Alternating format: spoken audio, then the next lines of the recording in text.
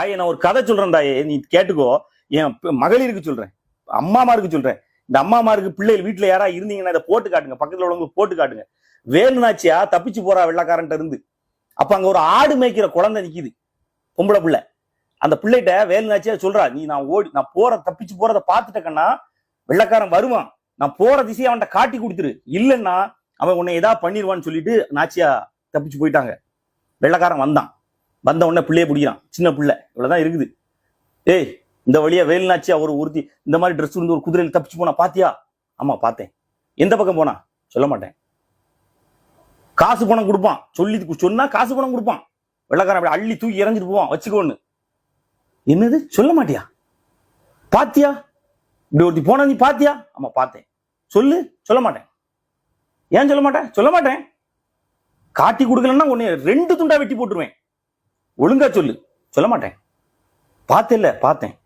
2 துண்டா வெட்டினாலும் சொல்ல மாட்டியா? சொல்ல மாட்டேன். சொல்லவே இல்லடா, 2 துண்டா வெட்டிட்டான்டா வெண்டக்காரன். 2 துண்டா வெட்டிட்டான். ஆடு மேய்க்கிற பிள்ளை, சோத்துக்கு கஷ்டப்படுற பிள்ளைதான். காட்டி கொடுக்கலையே, விட்டு கொடுக்கலையே. மானமுள்ள தமிழச்சி, அந்த மானமுள்ள தமிழச்சி வாழ்ந்த இந்த மண்ணுல வாழ்ந்துட்டு 2000 ரூபாய்க்கு பிச்சை எடுக்கிற ஜாய், நீ பிச்சை எடுக்கிற.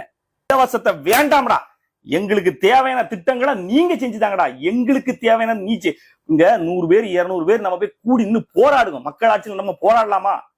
நாம நமக்கு தேவையானதை கேட்கணும், இவங்க செஞ்சு தரணும். இதுதான் மக்களாட்சி. நமக்கு அவங்களுக்கு தேவையான சட்டத்தை கூட அவங்க இயற்றதுக்கு நம்மள்கிட்ட கேட்கணும்.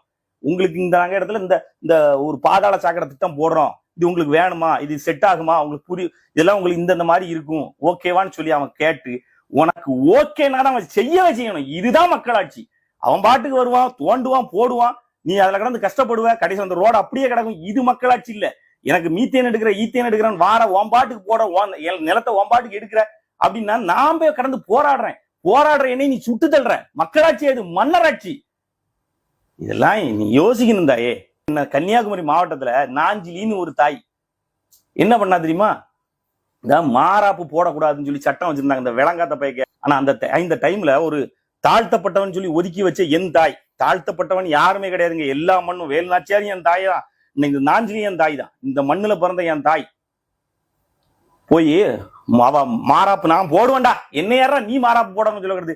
நான் போடாம இருப்பேன், நீ பாத்துட்டு போவ, அவ்வளவு மானம் கெட்டவளானா அப்படின்னு கேட்டு மாராப்பு போட்டுக்கிட்டே இருந்தா. இவனுக்கு வரி கட்டு நான் என்னதுக்கு? மாராப்பு போடுறதுக்கு, தன்னுடைய மறைக்கிறதுக்கு வரி கட்டணுமா? அதுக்கு இவர் அளந்து பார்த்து தான் அவங்க வரி கட்டுவாங்க. நேரம் வந்துட்டாங்க கிளம்பி, அதிகாரிகள் பேர்ல அளந்து பார்த்து இவ்வளவு வரி உனக்குன்னு. அப்படியா? இந்த ஆரையா நீ தொட்ட மார்பை வெட்டி எறிகிறா, 2 மாரையை வெட்டி இலையில வச்சு கொண்டு கொடுத்துட்டு செத்து போயிட்டா. இதே மண்ணுல பிறந்த, கன்னியாகுமரி மண்ணுல பிறந்தவன், நாஞ்சிலின்னு பேரு. இன்னைக்கு நாஞ்சில் நாடுன்னு அழைக்கப்படுற இந்த நாட்டுல பிறந்தவா. அவ அந்த விஷயத்தை செஞ்சதுக்கு பிறகுதான் ஐயோ இது பெரிய புரட்சி ஆயிடக்கூடாதுன்னு வெள்ளக்காரன் உஷாராயி சட்டம் கொண்டு வர்றான்.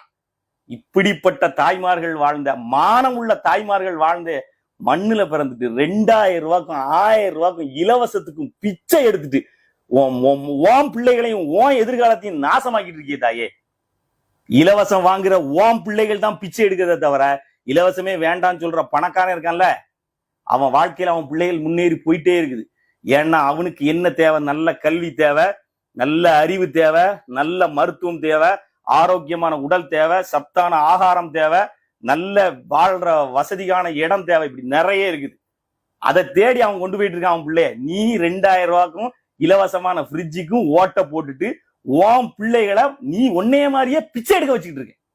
என் பிள்ளை லைஃப் இப்படி, வாழ்க்கை இப்படி இருக்கேன்னு நீ கதற இல்லை, அதுக்கு காரணம் நீதான்.